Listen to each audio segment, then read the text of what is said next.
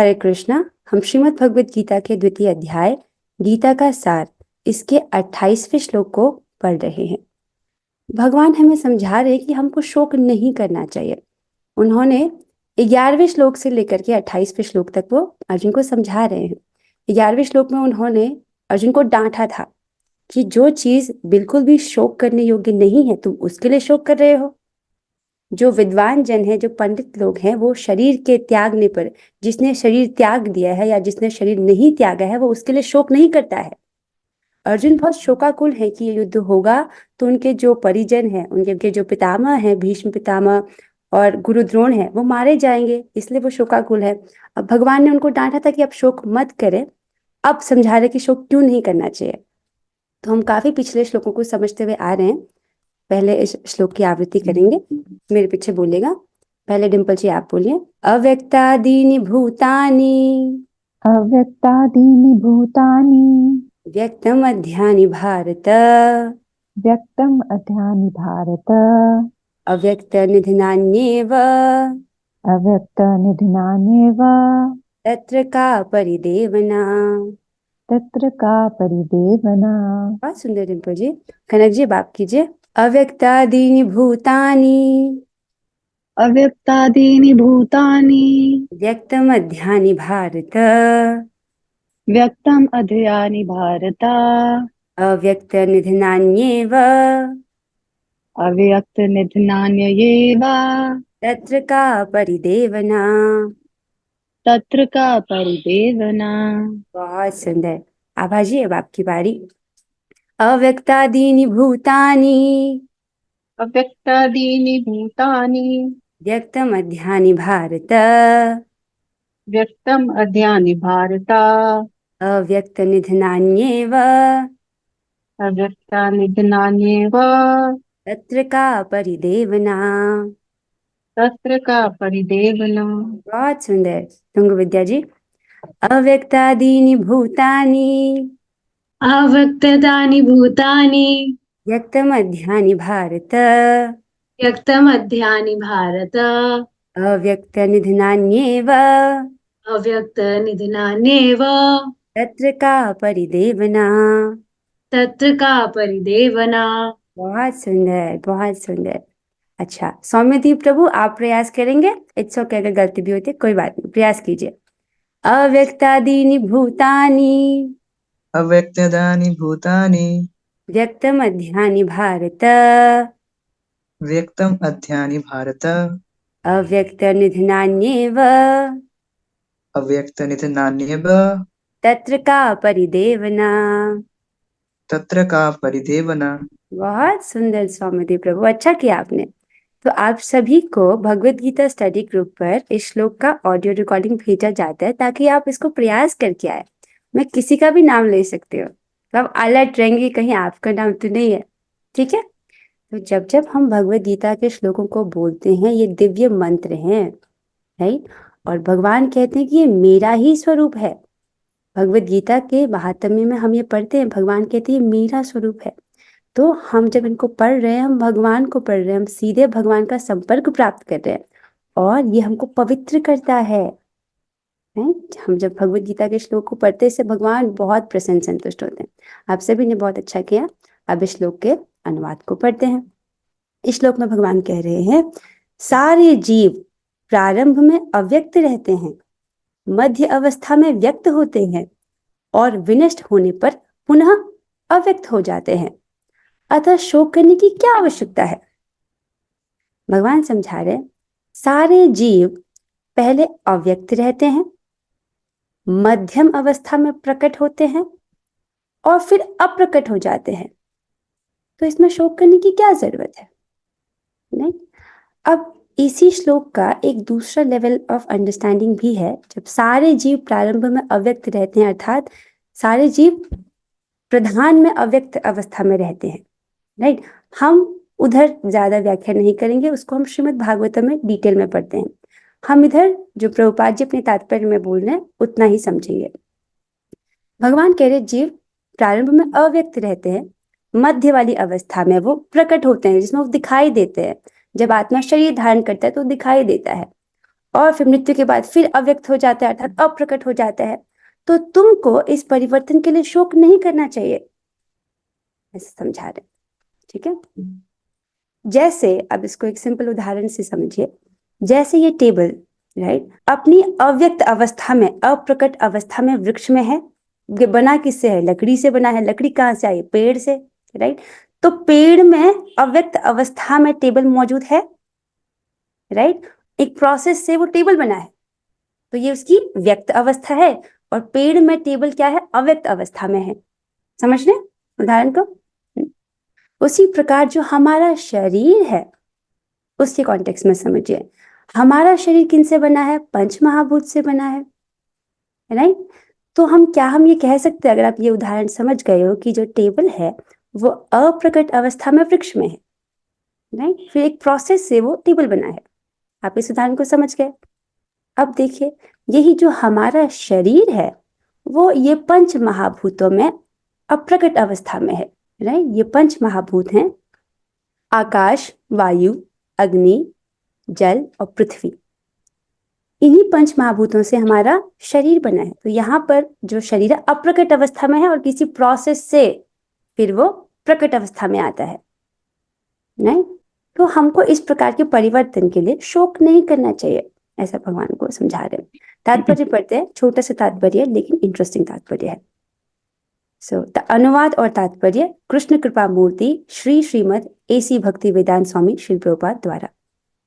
प्रभुपाद जी हमें बता रहे हैं, ये स्वीकार करते हुए कि दो प्रकार के दार्शनिक हैं। There are 2 types of philosopher. दो प्रकार के दार्शनिक वो क्या क्या मत रखते हैं? एक तो वे जो आत्मा के अस्तित्व को मानते हैं और दूसरे वे जो आत्मा के अस्तित्व को नहीं मानते। दो फिलोसोफर्स हैं, एक जो आत्मा के अस्तित्व को स्वीकार करते हैं, दूसरा उसको नहीं मानता है। जो उसको नहीं मानता उसको हमने पिछले श्लोक में पढ़ा था, वैभाषिक सिद्धांत। पिछले के पिछले श्लोक में हम जिसको पढ़ रहे थे, कहा जाता है कि किसी भी दशा में शोक करने का कोई कारण नहीं है, चाहे व्यक्ति आत्मा के अस्तित्व को माने या आत्मा के अस्तित्व को नहीं माने, राइट। दोनों ही परिस्थिति में शोक करने का कोई कारण नहीं है। आत्मा के अस्तित्व को न मानने वालों को वेदांतवादी नास्तिक कहते हैं। अर्थात जिन लोगों ने वेद पढ़ा है, जो वेदांतवादी हैं, वो उन लोगों को नास्तिक कहते हैं जो आत्मा के अस्तित्व को नहीं मानते, राइट। तो वेदांतवादी किसको नास्तिक कहते हैं? उसको जो आत्मा के अस्तित्व को नहीं मानते। यदि हम तर्क के लिए इस नास्तिकवादी सिद्धांत को मान भी लें तो भी शोक करने का कोई कारण नहीं है। जो इस क्लास में पहली बार आए, एक बार में ये थोड़ा सा संक्षिप्त में आपको बता देती हूँ। भगवान अर्जुन को समझा रहे हैं कि तुमको इस वक्त शोक नहीं करना चाहिए और अपने कर्तव्य का पालन करना चाहिए। अर्जुन इतने शोकाकुल हो गए हैं, इतने अश्रुपूर्ण हो गए हैं, वो कहते हैं कि मेरे शरीर जो है वो कांप रहा है, मेरे शरीर के अंग कांप रहे हैं और मुझे नहीं समझ आ रहा कि मेरे लिए क्या श्रेयस्कर है। तो आप मुझे बताइए कि मेरे लिए क्या श्रेयस्कर है। वो अपने गुरुजनों की हत्या नहीं करना चाहते, वो युद्ध नहीं करना चाहते, जबकि अर्जुन का क्या कर्तव्य है इस वक्त कि वो युद्ध करे, राइट। तो भगवान उनको समझा रहे कि तुमको इस वक्त शोक नहीं करना चाहिए। हमको सुख और दुख इन दोनों को सहन करते हुए अपने कर्तव्य का पालन करना चाहिए। तुम्हारा इस वक्त कर्तव्य कि तुम युद्ध करो, राइट। इस प्रकार के सुख और दुख को तुमको सहना चाहिए और अपना कर्तव्य पालन करना चाहिए। अब समझा रहे हैं, अगर तुम आत्मा के अस्तित्व को मान रहे हो, राइट, अगर तुम आत्मा के अस्तित्व को मान रहे हो तो ये जो गुरुजन है अर्थात भीष्म पितामह है, द्रोण आदि, ये सब पुण्यात्माएं हैं, इन्होंने अच्छे कर्म किए हैं, तो इनको मृत्यु के बाद आध्यात्मिक शरीर मिलेगा। अभी ये बूढ़े शरीर में है, मृत्यु के बाद इनको आध्यात्मिक शरीर मिलेगा, राइट। और नहीं तो कम से कम इनको स्वर्ग में शरीर मिलेगा, तब तो इनके लिए अच्छा ही है ना। अभी ये बूढ़े शरीर में है, उसके बाद इनको अच्छा शरीर मिलेगा, तब तो तुम अच्छा ही कर रहे हो, राइट। मान लीजिए अगर आपको बोला जाए कि आप अपनी माता को सुई चुबा दो, इतना खराब लगेगा। अपनी मम्मी को सुई चुबाने के बारे में कोई नहीं सोचेगा, लेकिन अगर इंजेक्शन लगाने की बात आए तो, राइट, तो गुरु जी इसको ऐसे समझाते कि इंजेक्शन लगाने की बात आएगी तो आप लगाएंगे, राइट, अगर उनके लिए जरूरी हुआ तो, राइट। उसी प्रकार अर्जुन यहाँ पर उनका वध करने से डर रहे हैं, लेकिन भगवान समझा रहे नहीं, उनकी तो मृत्यु होनी ही है, राइट, और होगी तो उनको आध्यात्मिक शरीर मिलेगा, कम से कम स्वर्ग में तो मिलेगा। अगर तुम आत्मा के अस्तित्व को नहीं भी मान रहे हो तो भी तुम्हारे शोक करने का कोई कारण नहीं है। क्यों? क्योंकि तो मृत्यु तो आनी ही है। जो चीज होनी ही है उसके लिए अपने कर्तव्य पालन से पीछे क्यों हटा जाए। इस प्रकार भगवान अर्जुन को समझा रहे हैं। यदि हम तर्क के लिए इस नास्तिकवादी सिद्धांत को मान भी लें तो भी शोक करने का कोई कारण नहीं। अगर हम ये भी मानते कि आत्मा का अस्तित्व नहीं है तो भी हमको शोक नहीं करना चाहिए। क्यों? व्यक्ति तो बार बार जन्म लेता है और मरता ही रहता है, तो ये चीज तो अपने कंट्रोल में ही नहीं है ना। तो जो चीज कंट्रोल में ही नहीं है उसके लिए शोक करने का कोई मतलब नहीं है। आगे चलते हैं। आत्मा के पृथक अस्तित्व से भिन्न सारे भौतिक तत्व सृष्टि के पूर्व अदृश्य रहते हैं। राइट? इस अदृश्य रहने की सूक्ष्म अवस्था से ही दृश्य अवस्था आती है। जिस प्रकार आकाश से वायु उत्पन्न होती है, वायु से अग्नि, अग्नि से जल, जल से पृथ्वी उत्पन्न होती है। ये प्रभुपाद जी बहुत इंटरेस्टिंग बात बता रहे हैं जिसको हम श्रीमद् भागवतम में बहुत डिटेल से पढ़ते हैं कि कैसे तन्मात्राएं आती हैं। राइट? अभी हम डिटेल में नहीं जाएंगे। तो देखिए, ये अदृश्य रहने की सूक्ष्म अवस्था से ही दृश्य अवस्था आती है। बहुत सिंपल बात बोल रहे हैं। देखो, अदृश्य रहने की सूक्ष्म अवस्था, यहाँ पर इस पेड़ में टेबल अदृश्य है कि नहीं है? ये अदृश्य रहने की सूक्ष्म अवस्था से ही दृश्य अवस्था आती है। एक प्रोसेस है फिर जिससे टेबल बनाया जाता है। उसी प्रकार प्रभुपाद जी समझा रहे हैं, यहाँ पर ये जो भौतिक शरीर है ये सूक्ष्म अवस्था में इस रूप में है, पंच तत्वों में है, जिससे फिर शरीर प्रकट होता है। अब उदाहरण दे रहे प्रभुपाद जी, जैसे आकाश से वायु आती है, वायु से अग्नि आती है, अग्नि से जल आता है और जल से पृथ्वी। अब जो श्रीमद् भागवतम के स्टूडेंट्स हैं वो इसको बड़े आसानी से समझ रहे हैं, लेकिन जो भगवत गीता के स्टूडेंट्स हैं, एक बार मैं आपको थोड़ा सा बता देती हूँ कि श्रीमद् भागवतम में ये वर्णन आता है कि कैसे ये पांच तत्व हैं वो कैसे बने। राइट? तो आकाश तत्व है, उसमें हम स्पर्श तन मात्रा मिलाते हैं तो वायु आती है। अगर मैं गलत कह रही हूँ तो आप मुझे करेक्ट कर सकते हो। फिर वायु में जब हम रूप तन मात्रा को मिलाते हैं तो अग्नि आती है। अग्नि में जब हम स्वाद तन मात्रा को मिलाते हैं तो जल आता है। और जल में जब हम गंध तन मात्रा को मिलाते हैं तो पृथ्वी तत्व का निर्माण होता है। इट्स लाइक भगवान ने इतने अमेजिंग तरीके से इन तत्वों को बनाया है। तो ये सब पहले सूक्ष्म अवस्था में थे। राइट? इस अदृश्य रहने की सूक्ष्म अवस्था से ही दृश्य अवस्था आती है। पृथ्वी से अनेक प्रकार, अब एक और उदाहरण से आपको समझा रहे हैं, जैसे कि पृथ्वी से अनेक प्रकार के पदार्थ प्रकट होते हैं। पृथ्वी से ही महल बनता है। राइट? ये जो हमारा शरीर है, क्या इसमें पृथ्वी तत्व नहीं है? है। किताब में पृथ्वी तत्व नहीं है? है। राइट? तो पृथ्वी से अनेक प्रकार के पदार्थ प्रकट होते हैं। यथा एक विशाल गगनचुंबी महल पृथ्वी से ही प्रकट है। राइट? जब इसे ध्वस्त कर दिया जाता है, राइट, तो वो अदृश्य हो जाता है। अदृश्य इन द सेंस कि अब वो वापस मिट्टी बन जाता है। राइट? और अंततः परमाणु रूप में बना रहता है। तो शक्ति संरक्षण का नियम बना रहता है, अर्थात जो एनर्जी कंजर्वेशन है वो बना रहता है कि मैटर हम बना नहीं सकते, उसको डिस्ट्रॉय नहीं कर सकते, वो एक फॉर्म से दूसरे फॉर्म में चेंज होता है। किंतु कालक्रम में वस्तुएं प्रकट तथा अप्रकट होती रहती हैं, अंतर बस उतना ही है। जैसे यहाँ पर ये जो महल है पृथ्वी तत्व में अप्रकट था, अभी प्रकट हो गया। जब विध्वंस हो जाएगा वापस से पृथ्वी तत्व में मिल जाएगा। राइट? वैसे आपको समझाया जा रहा है शरीर के संबंध में। अतः प्रकट होने, व्यक्त या अप्रकट, अव्यक्त होने पर शोक करने का कोई कारण नहीं है। यहाँ तक कि अप्रकट अवस्था में भी वस्तुएं समाप्त नहीं होती। अर्थात एक बार चित्र में आते हैं, यहाँ पर ये अप्रकट अवस्था है। प्रकट अवस्था में हम देख सकते हैं ये जो शरीर में आत्मा चेतना के रूप में आप देख सकते हो, लोग बात कर रहे हैं, यू कैन, आप फील कर सकते हो चेतना को। राइट?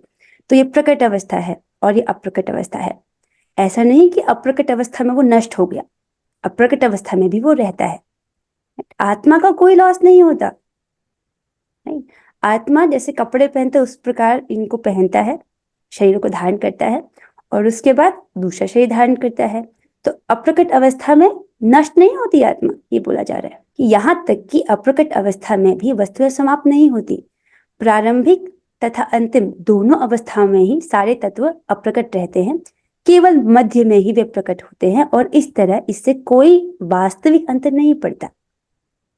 यहाँ भी अप्रकट है, यहाँ भी अप्रकट है, बीच में प्रकट है। राइट? तो आत्मा का कोई लॉस नहीं हुआ है दोनों ही केसेस में। ठीक है? तो इसका कोई वास्तविक अंतर नहीं पड़ता। यदि हम भगवत गीता के इस वैदिक निष्कर्ष को मानते हैं, इस निष्कर्ष को, कि भौतिक शरीर कालक्रम में नाशवान है। यस, जो शरीर है वो तो नष्ट होना ही है, राइट। अंतवंत इमे देहा नित्य शोकता शरीर, किंतु आत्मा शाश्वत है। शरीर तो नश्वर है, ये तो छूट ही जाना है, लेकिन आत्मा क्या है? शाश्वत है, इटर्नल है। आत्मा की आयु कितनी है? 10,000 साल, 1 करोड़ साल, 2 करोड़ साल, नहीं नहीं, अनंत। आत्मा की आयु है बहुत लंबी। हमारी एज बहुत बड़ी है, 100 साल नहीं, बहुत लंबी। हमने कितने सारे देह चेंज कर दिए हैं, राइट। पिछला वाला देह बहुत रिसेंटली छोड़ा है। जिस व्यक्ति की, जो अगर 15 साल का कोई बच्चा है तो उसने 16 साल पहले वो किसी और शरीर में था, तो पिछला जन्म बहुत दूर नहीं है। और हमने कितने सारे शरीर बदल दिए हैं। अब जो पिछले जन्म के लोग थे उनके लिए हम बिल्कुल चिंता नहीं कर रहे हैं, बिल्कुल भी चिंता नहीं कर रहे, उनके बारे में हम बिल्कुल सोचते भी नहीं है। लेकिन इस जन्म में जो लोग हैं उनके लिए हम बहुत चिंता करते हैं, बहुत चिंता करते हैं। आगे चलते हैं, जो कि अननेसेसरी है। आप यही समझते हो कि ये सब चिंताओं से कुछ नहीं होता है। भगवान कहते हैं कि शोक करने से, रोने धोने से कुछ नहीं होता है। आपका जो कर्तव्य है उसको कीजिए। कर्तव्य के निर्वहन में जो सुख और दुख आ रहा है उसको सहते हुए अपने कर्तव्य को करो, ये भगवान का आदेश है। किंतु आत्मा शाश्वत है, तो हमें ये सदा स्मरण रखना होगा। क्या स्मरण रखना होगा? कि यह शरीर वस्त्र के समान है, वस्त्र के समान ये शरीर है, अतः वस्त्र परिवर्तन होने पर शोक क्यों? जब हम कपड़े चेंज करते हैं, हम कोई दुख तो नहीं करते, अभी तो खुशी होते है कि अच्छा नए कपड़े हैं, राइट। तो उसी प्रकार शरीर छूट जाने पर शोक किस बात का, राइट। स्पेशली अगर कोई बूढ़ा व्यक्ति है, उसका शरीर छूट जाता है, तो अगला शरीर मिलेगा, राइट। वो तो बुढ़ापे में नहीं जाएगा ना, कम से कम उसको बच्चे का शरीर मिलेगा। वे टेकिंग अ केस कि अगर ह्यूमन की बॉडी मिल रही है तो, राइट। सो जो आत्मा है वो शरीर को वैसे ही धारण करता है जैसे हम कपड़ों को धारण करते हैं। इस बात को हमको स्मरण रखना होगा, ठीक है। जब हम इस बात को भी सुनते हैं तो हम अपने आप को कैसे समझते हैं कि हमारा साइज इतना बड़ा है, राइट। तो हाथी सोचता होगा कि मेरा साइज तो इतना बड़ा है। नहीं, आत्मा का साइज बहुत छोटा है, बाल के अग्रभाग के 10,000वें जितना। तो हमारा ये जो कपड़ा ये बहुत बड़ा है, लेकिन हम बहुत छोटे से। कहाँ रहते हैं? हृदय में, राइट। हमने उपनिषद का इस श्लोक से पढ़ा था। और इंटरेस्टिंग बात है कि ये जो वृक्ष रूपी जो ये शरीर हमको दिख रहा है, जो कपड़ा है, इसमें सिर्फ हम ही नहीं है, हमारे बगल में परमात्मा भी है, लेकिन वो एकदम चुप है।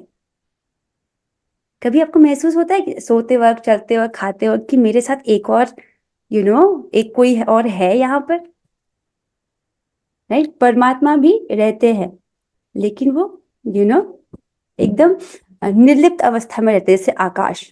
लेकिन आकाश चेतन नहीं, आकाश में चेतना नहीं है, लेकिन भगवान चैतन्य है, फिर भी वो हमारे साथ रहते हैं।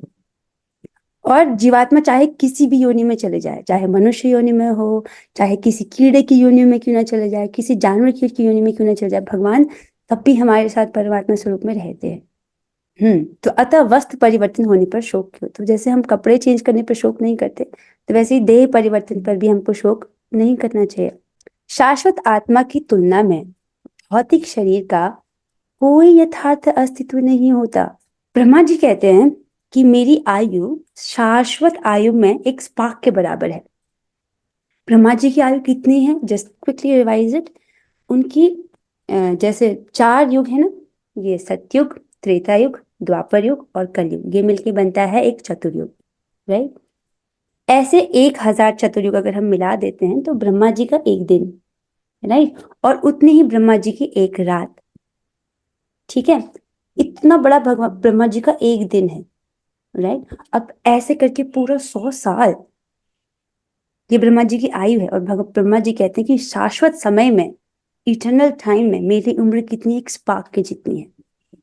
तब सोच लीजिए हमारा जो जीवन है वो तो कितना नगण्य है, राइट। और अगर हम चिंता ऐसे लेते हैं कि जैसे सब कुछ हम पर ही डिपेंड कर रहा है, isn't it? इतनी चिंता करते हैं जैसे कि माता के गर्भ में हमारे खाने पीने की व्यवस्था तो हम ही ने की होगी ना, हम तब जॉब भी ढूंढ रहे होंगे, राइट। तो वहां भी जिसने रख लिया वो भी रख ही लेगा। बच्चा तो चिंता नहीं करता।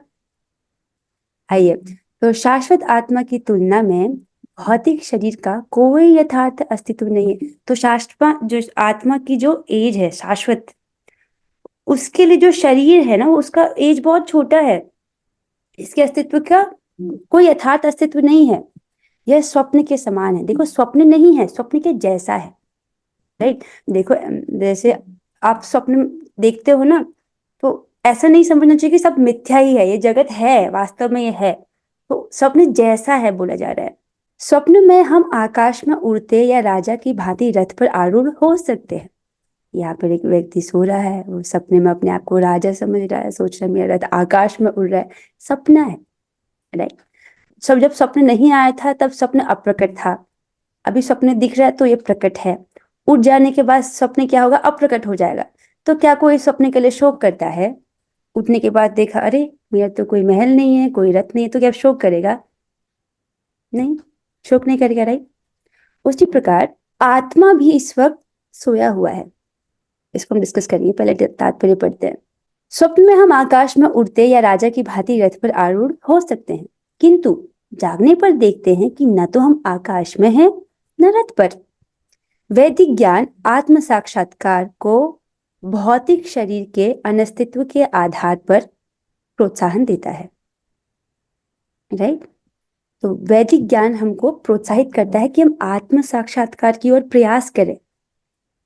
देखिए, जैसे ये व्यक्ति स्वप्न में है, राइट, तो अपने आप को स्वप्न में जो देख रहा है वो मान रहा है, isn't it?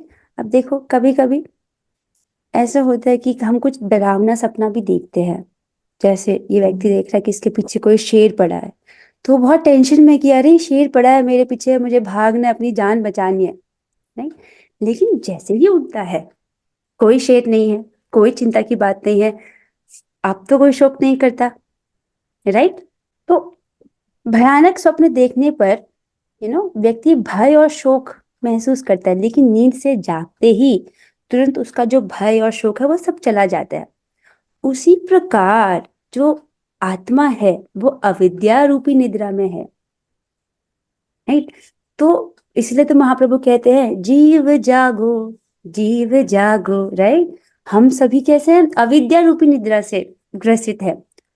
और जब तक हम अपने आप को शरीर माने बैठे, जैसे व्यक्ति अपने आप को स्वप्न में वो व्यक्ति माने बैठा है और उसको सुख शोक भय आदि महसूस हो रहा है, उसी प्रकार जब तक हम अपने आप को शरीर समझे बैठे हैं, ये अभिमान है, ऐसा मिथ्या अभिमान कि मैं शरीर हूं, तब तक शरीर में होने वाले सारे दुख और सुख हमको प्रभावित करेंगे। समझ रहे हैं? इसी को तो this is the first step of spirituality. Narad भक्ति सूत्र में नारद जी बताते हैं कि आध्यात्म में पहला स्टेप है ये समझना कि मैं शरीर नहीं हूं, मैं आत्मा हूं।